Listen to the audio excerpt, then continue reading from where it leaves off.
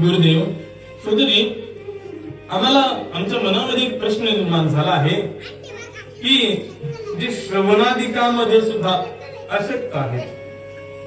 श्रवणादिके त्रिके अशक्तः किं कृत्वा मुच्यते जनः अयत्नेनैव मुक्तिः स्यात् कर्मणा केन हेतुना.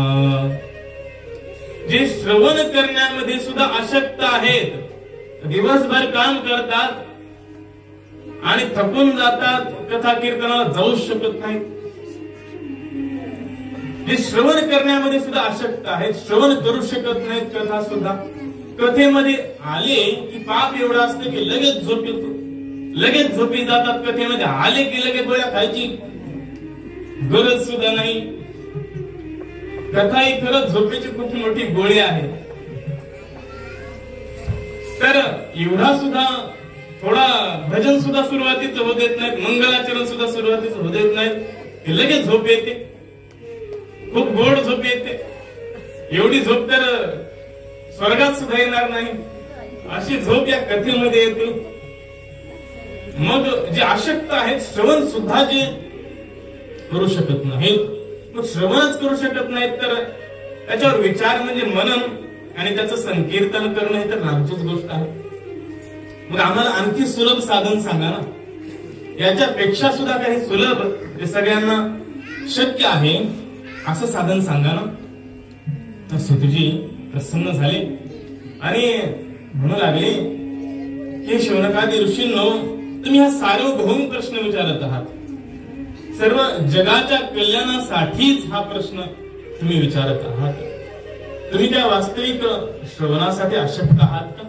सगळे पुराण या शौनकादिकांनी ऐकलेले आहेत, तरी सुद्धा सगळ्या मनुष्य मात्रांचं कल्याण व्हावं याच्यासाठी विचारलं की श्रवणादिकांमध्ये सुद्धा जे अशक्त आहेत, श्रवण सुद्धा जे करू शकत नाहीत, कथा ऐकू सुद्धा जे शकत नाहीत, त्यांनी काय करावं?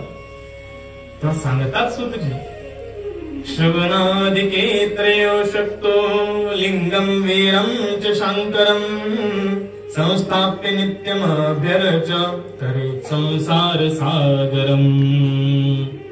ज्यांना श्रवण सुद्धा करता येत नाही, अशक्त आहेत श्रवणामध्ये, त्यांनी भगवान भोलेनाथांच्या शिवलिंगाची, भगवान भोलेनाथांच्या मूर्तीची पूजा करावी. मूर्तीची भगवंतांच्या किंवा शिवलिंगाची पूजा करून सुद्धा तेच पद त्यांना भगवान भोलेनाथांचं प्राप्त होईल. सांगितलं कशी करावी पूजा. एखादा मंडप निर्माण करा, गोपूर निर्माण करा, तीर्थात जा, मठामध्ये जा, क्षेत्रामध्ये जा, द्रव्य जेवढं खर्च करता येत असेल तेवढं करा त्या ठिकाणी. आणि धूप आहे, वस्त्र, गंध, माळा इत्यादिकांनी भगवान भोलेनाथांची पूजा करा, प्रदक्षिणा करा, नमस्कार करा. ह्या सगळ्या क्रिया, षोडशोपचार जे जे सांगितलेले आहेत ते त्या ठिकाणी करा. एक प्रश्न निर्माण झाला शौनकादी ऋषींच्या मनामध्ये, महाराज आम्हाला एक गोष्ट सांगा की जेवढे काही देवता आहेत, कुठल्याच देवतेचं लिंग नाही, कुठल्याच देवतेला असं शिवलिंगासारखं चिन्ह नाही, प्रतीक नाही. सगळ्या देवतांच्या मूर्त्या आहेत. मग भगवान भोलेनाथांची मूर्ती सुद्धा आहे आणि शिवलिंग सुद्धा आहे, असं का? सांगितलं की भगवान भोलेनाथांचं शिवलिंग जे आहे ते निष्कल स्वरूपाचं प्रतीक आहे, निर्गुण निराकार स्वरूपाचं प्रतीक शिवलिंग आहे. आणि बाकी जेवढे काही देवता आहेत, भगवान विष्णूंचाही शालिग्राम आहे ना, भगवान विष्णूंचं प्रतीक शालिग्राम आहे. भगवान विष्णू आणि भगवान भोलेनाथ या दोघांना सोडून ब्रह्मस्वरूप कोणीच नाही. सगळे देवता जीव आहेत. सगळ्या देवतांना जन्म घ्यावा लागतो आपल्यासारखा, फक्त त्यांचं आयुष्य मोठं असतं, मोठमोठे आयुष्य त्यांचे असतात. इंद्र, चंद्र, ब्रह्मादिकांना जन्म घ्यावा लागतो, पुन्हा पुन्हा आयुष्य संपल्यानंतर या पृथ्वी तलावर यावं लागतं पुन्हा पुन्हा. परंतु भगवान भोलेनाथ आणि भगवान विष्णू हे दोघं साक्षात परब्रह्म आहेत. त्याच्यामुळे त्यांची मूर्तीही आहे आणि त्यांचं शिवलिंग, आणि शालिग्राम सुद्धा आहे. इतर देवता जीव असल्यामुळे त्यांच्या फक्त आणि फक्त मूर्त्या आहेत. म्हणून शिवलिंग हे निर्गुण स्वरूपाचं प्रतीक आहे असं सांगितलं. फार पूर्वी नंदिकेश्वर सांगत आहेत. नंदिकेश्वर काही फक्त बैल स्वरूपामध्ये नाही, नंदिकेश्वर साक्षात महादेवाचंच रूप आहे. भोलेनाथांचंच रूप सौम्य स्वरूपामध्ये भक्त स्वरूपामध्ये प्रकट झालेलं रूप आहे ते. नंदिकेश्वर एक परम पावन इतिहास सांगू लागले की पहा सनकादिकांनो, फार पूर्वीच्या कल्पांमध्ये ब्रह्मा आणि विष्णूंना अभिमान झाला होता. दोघांनाही अभिमान झाला होता आणि अभिमान झाल्यानंतर त्यांचा अभिमान निराकरण करण्यासाठी भगवान शिव लिंग स्वरूपामध्ये त्यांच्यामध्ये प्रकट झाले होते. आणि तेव्हापासून ही लिंग पूजा, शिवलिंगाची पूजा करण्याची पद्धती प्रारंभ झाली आहे. सनकादिकांनी सांगितलं त्यांच्या मनामध्ये भगवान विष्णूंच्या आणि ब्रह्माजींच्या मनामध्ये अभिमान झाला. हे कसं काय शक्य झालं ते आम्हाला सांगा. तेव्हा सांगितलं नंदिकेश्वरांनी फार प्राचीन काळामध्ये भगवान विष्णू शेषावर शयन करत होते आणि शेषावर शयन करत असताना अचानक ब्रह्माजी तिथे प्रकट झाले. ब्रह्माजी प्रकट झाले आणि प्रकट झाल्यानंतर ब्रह्माजी म्हणू लागले, त्या रूपाला पाहिलं, पुंडरीकाक्ष कमल नयन अशा रूपाला पाहिलं, सर्वांग सुंदर, शांताकारं भुजगशयनं पद्मनाभं सुरेशं विश्वाधारं गगनसदृशं मेघवर्णं शुभंगं लक्ष्मीकान्तं कमलनयनं योगिभिर्ध्यानगम्यं वन्दे विष्णुं भवभयहरं सर्वलोकैकनाथं. असं ते इतकं सुंदर रूप पाहिलं. थोडे मोहित झाले ब्रह्माजी, परंतु मोठ्या आवाजात विचारलं, हे पुरुषा, कोण आहेस तू इथं झोपलेला? अभिमानी दर्प युक्त होऊन तू इथे झोपलास माझ्या पुढं, तुला दिसत नाही का? हे पुत्रा. ब्रह्माजी भगवान विष्णूंना हे पुत्रा म्हणून जेव्हा हाक मारली तेव्हा भगवान विष्णूंना राग आला. पण तू शांताकार आहेस, वरून शांतच राहिले, आतमध्ये तर राग आला होता. भगवान विष्णू म्हणाले, स्वस्तिस्ते वत्स, हे पुत्रा, तुझं कल्याण असो. तू असं का बोलत आहेस उर्मठासारखं? मी तुझा बाप आहे, मलाच पुत्रा म्हणून, मलाच मुला म्हणून बोलत आहेस. हे उलटा प्रकार, उलटी गंगा का वाहत आहेस? काही समजत नाही. राग आला ब्रह्मदेवांना. वत्स विष्णू महामान मागतं कालवेगतः पितामहश्च जगतः पाता च तव वत्सकः. हे वत्सा, हे पुत्रा, तू मूर्ख आहेस का? तुला समजत नाही? जगाचा पितामह आहे ब्रह्मा, ब्रह्मदेव आहे मी. सगळ्या जगाला निर्माण केले, तुझं सुद्धा रक्षण मीच करतो. पण तुम्ही हमरी चालू झाली. कोण कोणाचा बाप? ब्रह्माजींना तर समजत नसं झालं, भगवान विष्णूंना तर माहित होतं. भगवान विष्णूंनी सांगितलं की माझ्या नाभी कमलामधून तुम्ही प्रकट झाला म्हणून तुम्ही माझे पुत्र आहात. अशी विवंचना का करून घेताय? ब्रह्माजींना राग आला. अहमेव वरु न त्वं, अहम प्रभू न त्वं. असं बोलण्याचं युद्ध चालू झालं, वाद युद्ध चालू झालं. मी प्रभू आहे, मी स्वामी आहे, मी मोठा आहे, मी मोठा आहे. दोघांचे बोलत बोलत भांडणं चालू झाले. ब्रह्माजी हंसावर बसले, भगवान विष्णू गरुडावर बसले आणि दोघांचंही युद्ध चालू झालं. त्या ठिकाणी युद्ध चालू झाल्यानंतर देवतावरून पाहतच होते. त्यांना तर ही संधीच पाहिजे असते. वरून लगेच फुले टाकायला चालू केली. कशासाठी? ब्रह्मा विष्णूंचं खाली युद्ध चालू आहे, वरून फुले टाकायला लागले.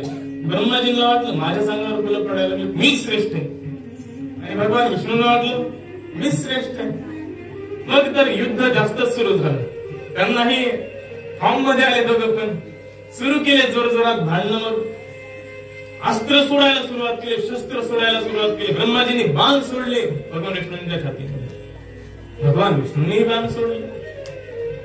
युद्ध वाढत गेलं, पृथ्वी थरथरू लागली, सगळी सृष्टी डळमळू लागली, भयंकर असे आवाज त्या शस्त्रांचे होऊ लागले. आता काय करावं देवतांना सुद्धा समजेना. तेवढ्यात भगवान विष्णूंनी माहेश्वर अस्त्र सोडलं आणि भगवान ब्रह्माजींनी पाशुपत अस्त्र सोडलं. अस्त्र एकमेकावर आदळणार हे समजलं देवतांना. अस्त्र आदळणार समजलं आणि आपण देखील वाचणार नाहीत, कारण माहेश्वर अस्त्र आणि पाशुपत अस्त्र एवढे भयानक अस्त्र आहेत की ते जर एकमेकावर आदळले तर या सृष्टीचा कण सुद्धा राहणार नाही, एवढे भयानक ते अस्त्र आहेत. हे जेव्हा देवतांना समजलं की आपण वाचणार नाहीत, तेव्हा त्या परब्रह्माची शिवाची प्रार्थना करू लागले सगळे देव.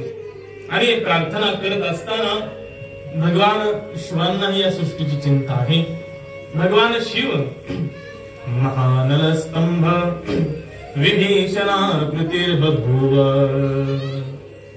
भगवान शिव सुद्धा ब्रह्माजी आणि विष्णू या दोघांच्या मध्ये भयानक विशाल, अति भयंकर, प्रचंड विशाल अशा अग्नीच्या रूपामध्ये, अग्नीच्या खांबाच्या रूपामध्ये प्रकट झाले.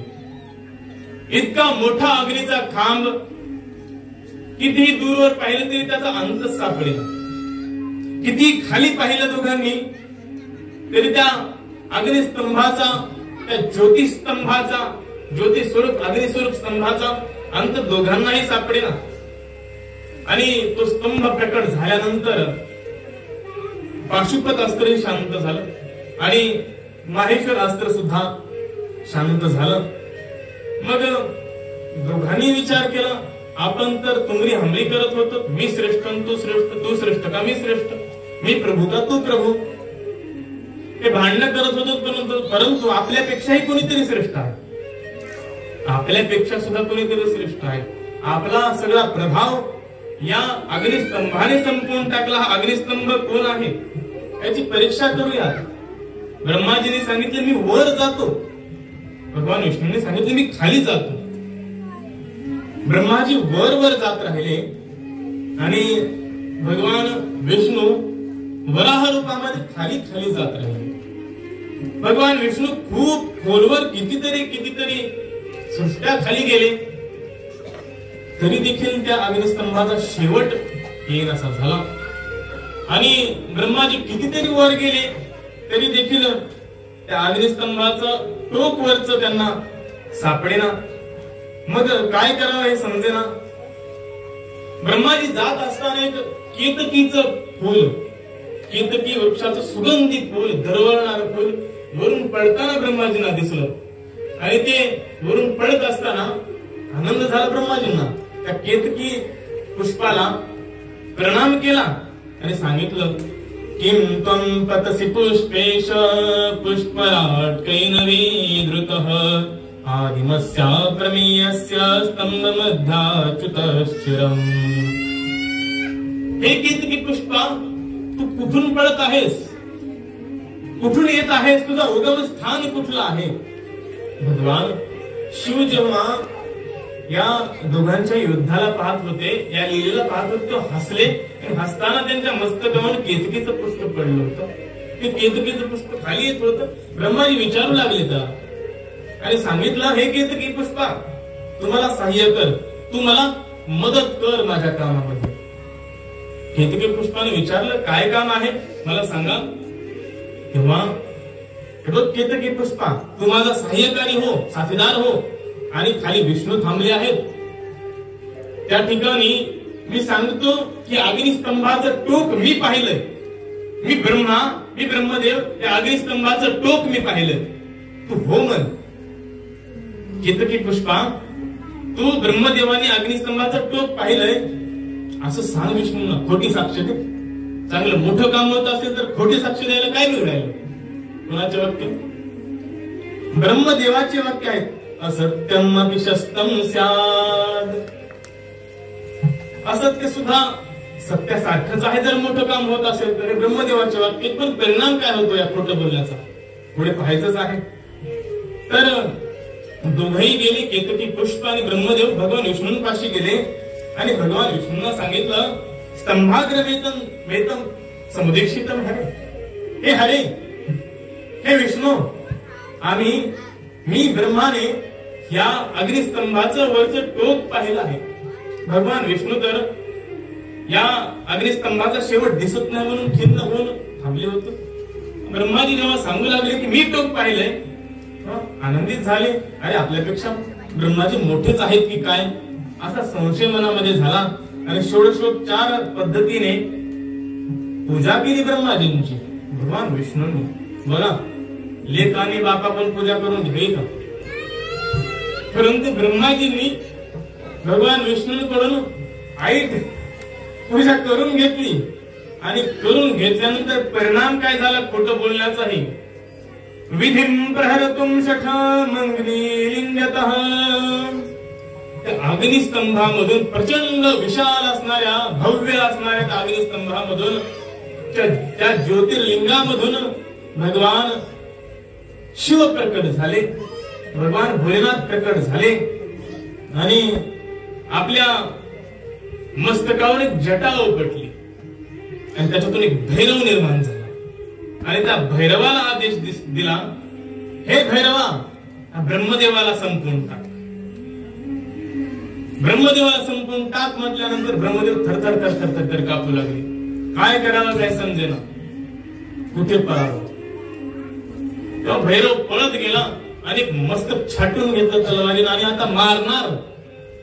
एवढ्यात भगवान विष्णूंनी सांगितलं, अहो थांबा, काही जरी झालं तरी माझा पुत्र आहे, किती जरी दुष्टपणा केला तरी माझा पुत्र आहे, त्याला क्षमा करा. तेव्हा ईश्वर अर्थात भगवान शिव हसले, स्मित केलं आणि प्रसन्न झाले भगवान विष्णूंवर आणि सांगितलं, हे सत्यपरायण सत्यनिष्ठ असलेल्या भगवान विष्णू, मी तुम्हाला माझी साम्यता प्रदान करत आहे. तुमच्यामध्ये आणि माझ्यामध्ये काही भेद नसेल. हरिहरा भेद नाही नका करू वाद. हरिहरांमध्ये थोडा देखील भेद नाही. तसं साखरेच्या ठिकाणी गोडी असते, ही गोडी बाजूला काढता येते का? ही गोडी साखरेमधून नाही बाजूला काढता येत. आपल्या घरची साखर जर संपली तर आपण शेजारणीकडे जाऊन, हे बघ ताई माझी साखर संपली, तुझ्या साखरेतली गोडी दे, पाव किलो, एक ग्लास भर गोडी दे, असं म्हणतो का? आणि असं होतं का कधी? साखरेपासून गोडी जशी बाजूला काढता येत नाही तशी भगवान शिवांपासून भगवान विष्णूंना बाजूला काढता येत नाही. हरिहरांमध्ये अंतरच फक्त एका वेलांटीच आहे. हर म्हणलं तर भोलेनाथ आणि हरी म्हणलं तर भगवान विष्णू आहे. पण दोघांमध्ये फक्त एक वेलांटीच आड आहे. भेद कासी नाड एक वेलांटीच आड. म्हणून हरिहरांमध्ये काहीच भेद नाही. भगवान शिवांनी साक्षात परब्रह्माने साम्यता प्रदान केली आहे दोघांना सुद्धा. प्रसन्न झाले आणि त्या ब्रह्माला दंड द्यावाच लागेल अशी इच्छा प्रकट केली. तेव्हा भगवान विष्णू समोर आले आणि सांगितलं की नातस्ते सत्कृतिर्लोके भूयास्थानोत्सवादिकं क्षमस्व. हे शिवशंभो, क्षमा करा या पुत्राला. भोलेनाथाने सांगितलं, हे ब्रह्मदेवा, तुझ्या खोटेपणाचा हा परिणाम होईल, या सृष्टीवर तुझी पूजा कोणी करणार नाही, तुझं मंदिर कोणी बांधणार नाही, या सृष्टीवर कुठेच तू पूज्य नसशील, कुठेच तुझं भजन होणार नाही, कुठेच तुझी सेवा होणार नाही. आहे का कुठे मंदिर? एक मंदिर सोडलं तर पुष्करचं एक मंदिर आहे ब्रह्मदेवाचं. ब्रह्मदेवाचं अख्ख्या सृष्टीत कुठं मंदिर नाही. कोणाच्या घरी आहे का फोटो ब्रह्मदेवाचा? कोणाच्याच घरी फोटो नाही. कारण भगवान शिवांचा शाप आहे परिणाम खोटं बोलण्याचा. देवांना सुद्धा खोटं बोललं तर परिणाम भोगावा लागतो. म्हणून सर्वथा असत्याचा त्याग करावा. त्यानंतर केतकी पुष्पाकडे भगवान भोलेनाथांनी पाहिलं. रे रे केतव दुष्टस्तम षट दूरमितो व्रज. हे केतकी पुष्पा, तू दुष्ट आहेस, खोटी साक्ष देणार आहेस, खोटारड आहेस, म्हणून यानंतर माझ्या पूजेमध्ये तुझा सहभाग नसेल. म्हणून भगवान भोलेनाथांना केतकीचं जे पांढरं पुष्प असतं ते कधीच वाहत नाही. भगवान भोलेनाथ रागावतात आपल्यावर, म्हणून ते केतकीचं पुष्प भगवान भोलेनाथांना आवडत नाही. त्यानंतर प्रार्थना केली दोघांनी सुद्धा आणि आनंद झाला. भगवान शिवांना प्रसन्न मनाने त्या ठिकाणाहून भगवान शिव निघून गेले. आणि निघून गेल्यानंतर अनाद्यनंतमिदं स्तंभम अनुमात्रं भविष्यति दर्शनार्थं हि जगतां पूजनार्थं हि पुत्रको. भगवान भोलेनाथांनी जाता जाता सांगितलं की जो अग्निस्तंभ प्रकट झाला होता, तो ज्योतिस्तंभ अग्नीचा प्रकट झाला होता, त्यालाच मी सूक्ष्म करत आहे, अणु करत आहे, लहान करत आहे. तेच हे शिवलिंग आहे. तो जो अग्निस्तंभ होता तोच हे शिवलिंग आहे. म्हणून जे फळ त्या परमात्म्याचं पूजन केल्याने मिळणार आहे तेच फळ शिवलिंगाची पूजा केल्याने मिळणार आहे. बोला ओम नमः शिवाय. हे स्थान कुठेही घटना घडली, हे स्थान आहे अरुणाचल. अरुणाचल प्रदेश जो आहे त्या अरुणाचलाचं नावच त्याच्यामुळे पडलं की त्या ठिकाणी अग्निस्तंभ प्रकट झाला होता. आणि यानंतर गूढ अशा ब्रह्मतत्वाचं विवेचन जाता जाता भोलेनाथांनी सांगितलं की मी परब्रह्म आहे. माझं वास्तविक स्वरूप जर काही असेल तर ते परब्रह्म आहे, शिवतत्व आहे. मी सर्वांवर अनुग्रह करण्यासाठी प्रकटत असतो. तुमच्या दोघांच्याही मनामध्ये अभिमान झाला होता, मी मोठा आहे, मी मोठा आहे, म्हणून मला प्रकट या ठिकाणी व्हावं लागलं. मलाच ब्रह्म म्हणतात. बृहत्वात ब्रह्म, जे बृहत आहे, व्यापक आहे, सर्वांची वृद्धी करणारा आहे म्हणून त्याला ब्रह्म म्हणतात. सर्वांच्या ठिकाणी आहे म्हणून त्याला आत्मा म्हणतात. आणि भगवान भोलेनाथांनी आधी निर्गुण निराकार स्वरूपामध्ये प्रकट झाल्यानंतर ते प्रतीक, निर्गुण निराकाराचं प्रतीक म्हणून शिवलिंग त्या ठिकाणी प्रकट केलं. आणि सगुण स्वरूपामध्ये भगवान भोलेनाथ सुद्धा आज देखील विराजत आहेत. यानंतर भगवान भोलेनाथांची कृत्य काय आहेत, भगवान भोलेनाथ करतात काय हे सांगितलं. आणि भगवान ब्रह्माजींना आणि विष्णूंना एक मंत्र दिला जात असताना. अकार, उकार, मकार, नाद आणि बिंदू यांनी बनलेला जो ओंकार आहे, जो प्रणव आहे, त्या ओंकाराचं दान भगवान भोलेनाथांनी या दोन्ही देवांना दिलं. म्हणून तर आदिनाथ गुरु सकळ सिद्धांचा मच्छिंद्रतयांचा मुख्य शिष्य, पुढे परंपरा आहे. भगवान आदिनाथांपासून आदि गुरु आहेत भगवान भोलेनाथ. सर्वांना ही परंपरा प्रदान करणारे म्हणून जगद्गुरु आहेत भगवान भोलेनाथ. सांगितलं की या प्रणवाचा जो कोणी जप करेल, चतुर्दशीला आर्द्रा नक्षत्र जर असेल, चतुर्दशीला आर्द्रा नक्षत्र असेल आणि दिवसभर निराहार राहून जर कोणी जप करेल तर तो भाग्यशाली होईल. दुर्दैवी सुद्धा मनुष्य भाग्यशाली होईल. त्यानंतर ऋषींनी, शौनकादी ऋषींनी प्रश्न विचारले की लिंगाची प्रतिष्ठापना कशी करावी, लिंगाला स्थापन कसं करावं. सांगितलं दोन प्रकारचे लिंग आहेत, एक चरलिंग आणि दुसरं अचरलिंग. चरलिंग लहान असतं, जे घरांमध्ये असतं, उचलून कुठेही ठेवता येतं. आणि अचरलिंग जे असतं ते स्थूल असतं, मोठं असतं, जे मंदिरांमध्ये जे असतं, ज्याला हलवल्या जात नाही नंतर, त्याला अचरलिंग असं म्हणतात. त्यानंतर मंदिराचं निर्माण कसं करावं, मंदिर बनवावं कसं हे सांगितलं. भगवान भोलेनाथांची षोडशोपचार पूजा कशी करावी, 16 उपचाराने पूजा कशी करावी. जे नेहमी पूजा करतात त्यांनी लक्षात ठेवा षोडशोपचार कशाला म्हणतात. आवाहन करायचं पहिल्यांदा भगवंतांचं, भगवंतांना बोलवायचं, त्यानंतर आसन टाकायचं, त्यानंतर अर्घ्य द्यायचा, त्यानंतर चरण प्रक्षालित करायचे. मूर्ती असेल, शिवलिंग असेल, चरण प्रक्षालित करायचे. त्यानंतर आचमन आपण करायचं. अभ्यंग स्नान त्या मूर्तीला किंवा शिवलिंगाला घालायचं. वस्त्र अर्पण करायचे. गंध लावायचा, गंध लावल्यानंतर पुष्पार्पण करायचे, धूप वळायचा, दीप दिवा दाखवायचा, त्या ठिकाणी नैवेद्य अर्पण करायचा आणि तांबूल अर्थात विडा पानाचा विडा सुद्धा भगवंताला ठेवायचा आणि निराजनाने आरती करायची, नमस्कार करायचा आणि पूजा झाल्यानंतर दिवस झाल्यानंतर त्याचं विसर्जन करायचं, सगळ्या गोष्टींचं विसर्जन करायचं. अशा प्रकारे 16 उपचार देखील, षोडशोपचार ज्याला म्हटलं जातं ते देखील सांगितलं. शिवलिंग कशा कशाचं करता येतं, मातीचं करता येतं. त्यानंतर कणिक जी असते खूप अवघड नाही शिवलिंग बनवायचं, कणिकेची सुद्धा शिवलिंग बनवता येतं.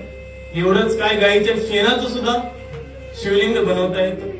कण्हेरीची जे फुलं आहेत, फळं आहेत, गुळ आहे, लोणी आहे, भस्म आहे किंवा अन्न आपण जे खातो त्या अन्नाचं सुद्धा शिवलिंग बनवता येतं. किती भोळे आहेत, याच्यापेक्षा भोळ कोणी आहे का? कशाचंही शिवलिंग बनवता येतं. काहीच मिळालं नाही तुम्हाला, खूप दरिद्री आहात, दिसतंय का? हे सुद्धा शिवलिंग बनवता येते. याला सुद्धा शिवलिंग बनवून याची सुद्धा पूजा करता येते. अंगुष्ठादापि तथा पूजा मिच्छन्ति केचन लिंग कर्माणि सर्वत्र निषेधोस्ति न करचित्. कुठेच निषेध नाही, तुम्हाला जे वाटेल त्याचं शिवलिंग तुम्ही पवित्र वस्तूंचं बनवू शकता.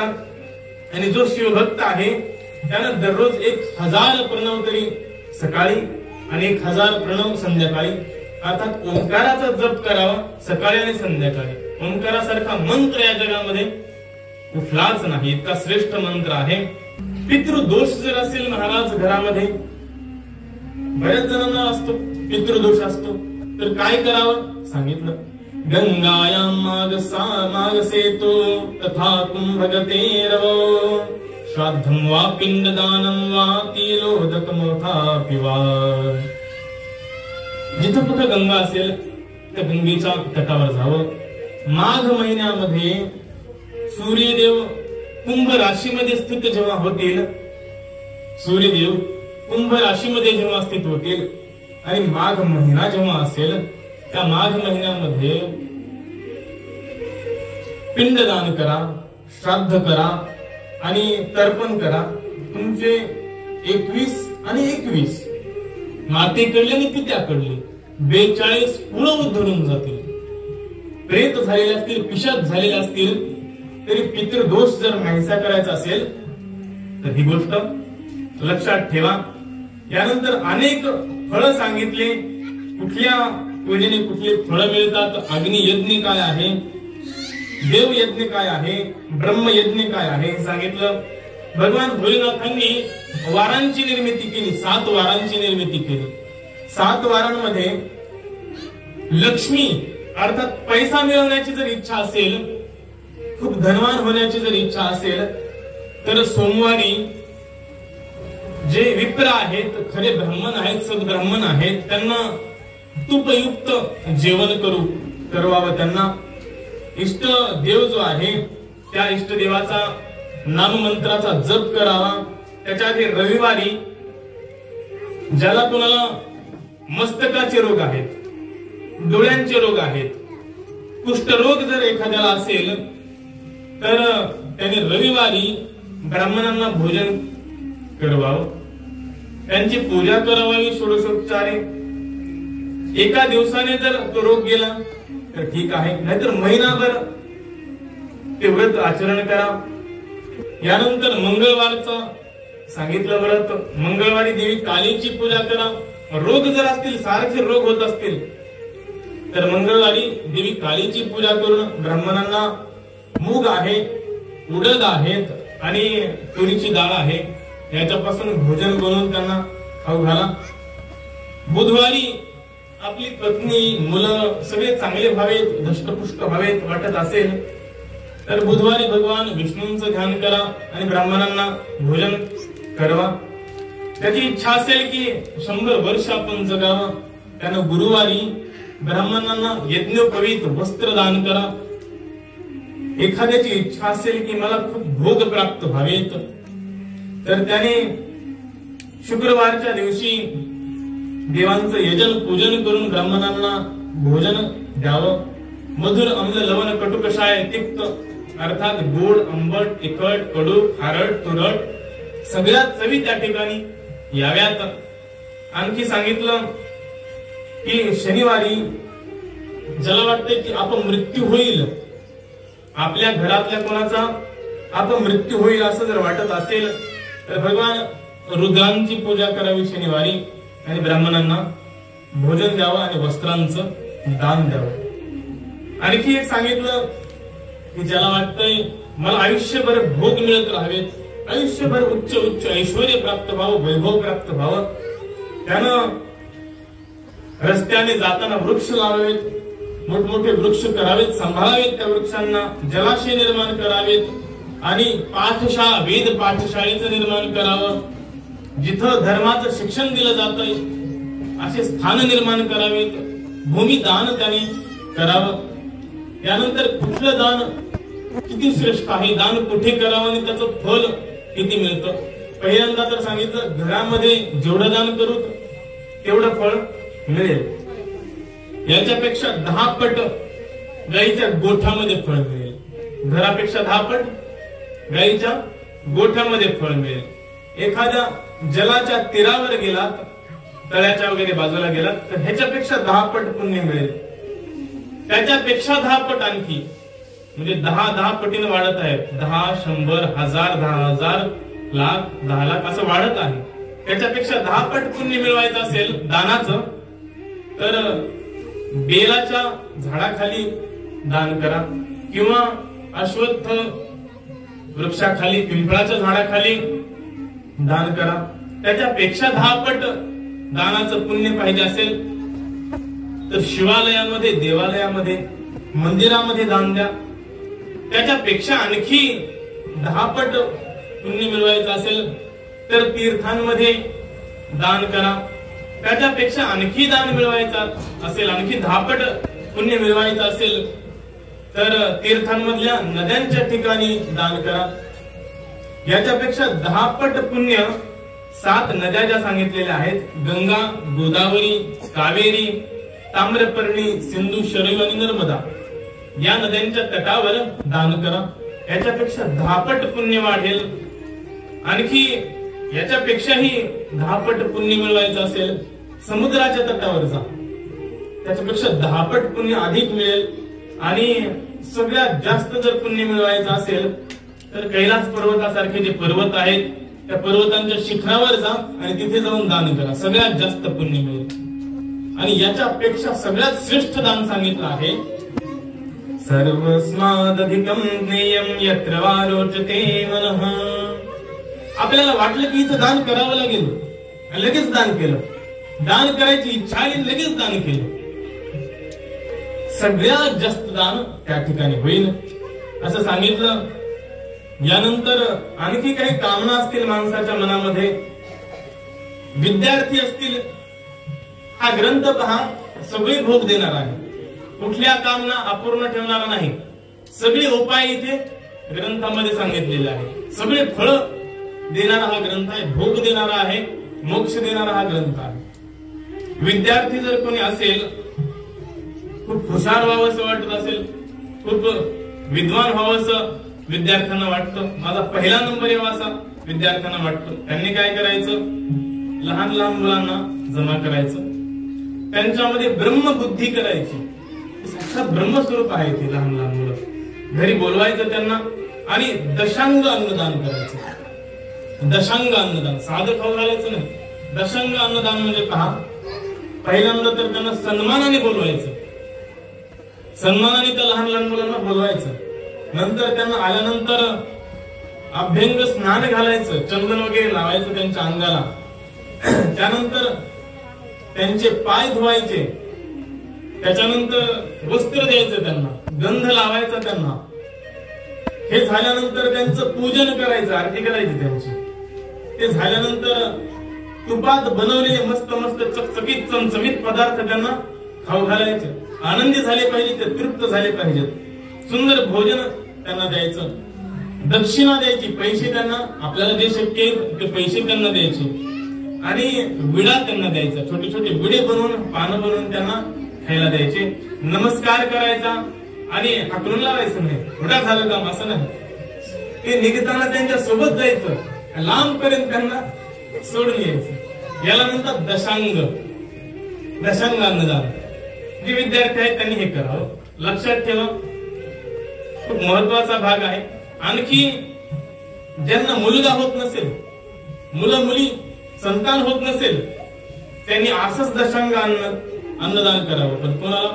युनाम अर्थात जे युवक आहेत, जे तरुण आहेत, त्या तरुणांना विष्णू बुद्धीने बोलवायचं, त्यांच्यामध्ये साक्षात भगवान विष्णू आपल्या घरी आले आहेत असं समजायचं आणि दशांग प्रकारे जे सांगितलं अन्नदान, ते अन्नदान करायचं. मग पुत्र झाल्याशिवाय राहणार नाही. आणखी सांगितलं की ज्यांना ज्ञान प्राप्त करायचं आहे त्यांनी वृद्ध माणसांना बोलवायचं, म्हाताऱ्या माणसांना. भगवान भोलेनाथ आपल्या घरामध्ये येत आहेत असं समजून त्यांना घरी बोलवायचं. ज्यांची इच्छा आहे की बुद्धी खूप वाढावी, एकदा वाचलं की लगेच लक्षात राहावं, त्यांनी बालकांना आणि स्त्रियांना सरस्वतीच्या बुद्धीने, स्त्रियांमध्ये आणि त्या बालकांमध्ये सरस्वती माता आपल्या घरी आली आहे असं समजून दशांग प्रकारचं अन्नदान त्या ठिकाणी करायचंय. ज्यांना वाटतं की मला सगळे भोग प्राप्त व्हावेत, खूप वैभवशाली व्हावं, मी खूप ऐश्वर्यशाली व्हावं, खूप धन, खूप पैशावाला, खूप संपत्तीवाला मी बनावं, असं ज्याला वाटतंय त्यांनी ज्या तरुण स्त्रिया आहेत त्या तरुण स्त्रियांना बोलवावं, त्यांच्यामध्ये लक्ष्मीची बुद्धी करावी, साक्षात लक्ष्मी माता आमच्या घरी आलेली आहे अशी बुद्धी करावी आणि दशांग अन्नदान त्यांना करावं. ज्यांची इच्छा आहे की आत्मज्ञान प्राप्त करून घ्यावं त्यांनी वृद्धांना घरी बोलवावं, म्हाताऱ्या माणसांना घरी बोलवावं, स्त्रियांना, म्हाताऱ्या स्त्रियांना घरी बोलवावं आणि त्याच्यामध्ये त्या स्त्रियांमध्ये पार्वती मातेची बुद्धी करावी, साक्षात पार्वती माता आपल्या घरी आली आहे अशी बुद्धी त्या स्त्रियांमध्ये करावी आणि दशांग अन्नदान करावं.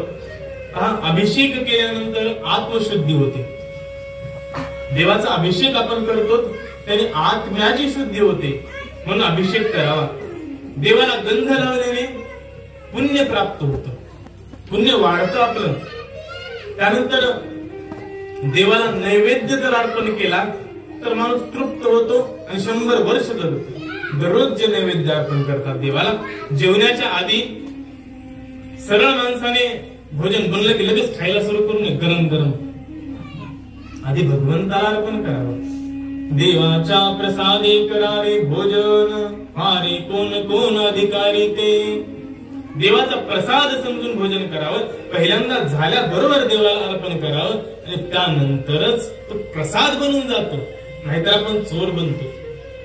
देवाच त्याला न देता खातो म्हणजे चोर बनतो.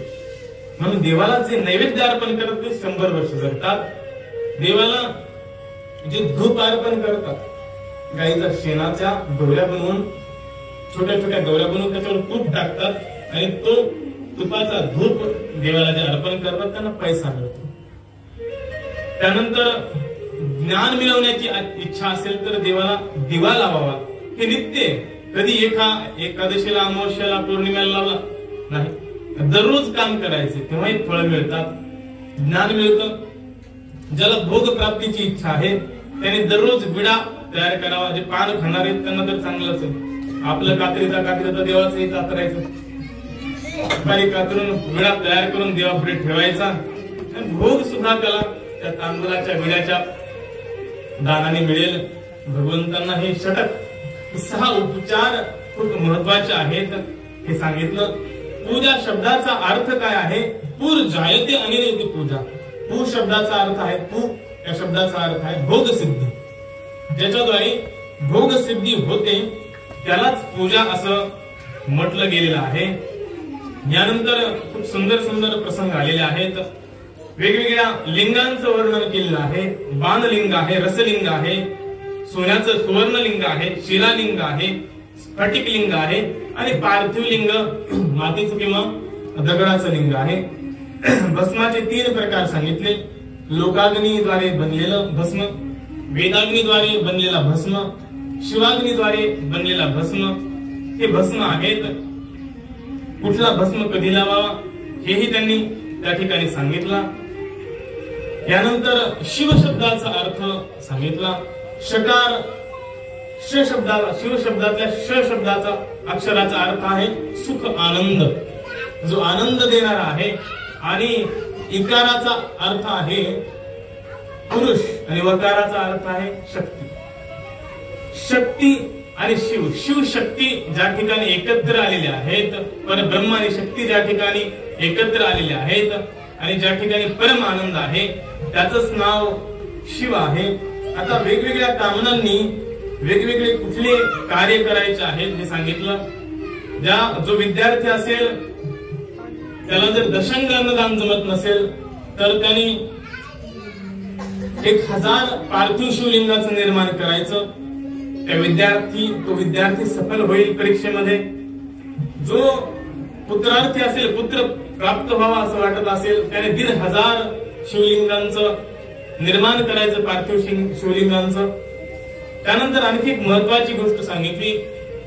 ज्याला वाटत असेल की आपण जेलमध्ये जाऊ, कुठे जेलमध्ये जाऊ असं जर वाटत असेल, पण तो निरपराध पाहिजे, अपराध करून नाही.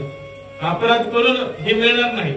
ज्यानं काही केलेलं नाही, तुम्हाला ओळखायचं आहे अपराधी की नाही अपराधी माणूस, तर जो जेलमध्ये जाणार आहे किंवा गेला आहे त्याच्यासाठी 1500 शिवलिंग मातीचे बनवावेत. त्याची पद्धती सांगितली आहे. 1500 शिवलिंग बनवल्यानंतर निश्चितच तो जेलमधून सुद्धा बाहेर पडतो आणि या संसाररूपी जेलमधून भगवान बाहेर काढतात. हे जेल तर साधारण आहे. अशा प्रकारे नैवेद्य भक्षणाचा सुद्धा निर्णय या ठिकाणी केला. नैवेद्य भक्षण कसं करावं, बेलाच्या पानाचं काय महात्म्य आहे, रुद्राक्षाचं देखील महात्म्य सांगितलं, शिवनामाचं महात्म्य सांगितलं. वेगवेगळ्या प्रकारचे रुद्राक्ष, किती मुखाचे रुद्राक्ष आहेत, रुद्राक्ष ओळखायचे कसे, कुठला रुद्राक्ष परिधान केल्यानंतर कुठलं फळ मिळेल, अशा विविध प्रसंगांची चर्चा या ठिकाणी शौनकादी ऋषी करत आहेत. भगवान शिवांचं नाम किती पवित्र आहे याचे वर्णन या ठिकाणी केलं. आज या सत्राला, या विद्येश्वर संहितेला इथेच पूर्णविराम देऊयात. उद्याच्या सत्रामध्ये जे काही थोडंफार महात्म्य रुद्राक्षाचं आहे, भस्माचं आहे, कारण भगवान शिव म्हटलं की भस्म आला, भगवान शिव म्हटलं की रुद्राक्ष आले, भगवान शिव म्हटलं की बेल वृक्ष आला. पण त्यांचं सुद्धा काय महात्म्य आहे उद्या आपल्याला पाहायचंय.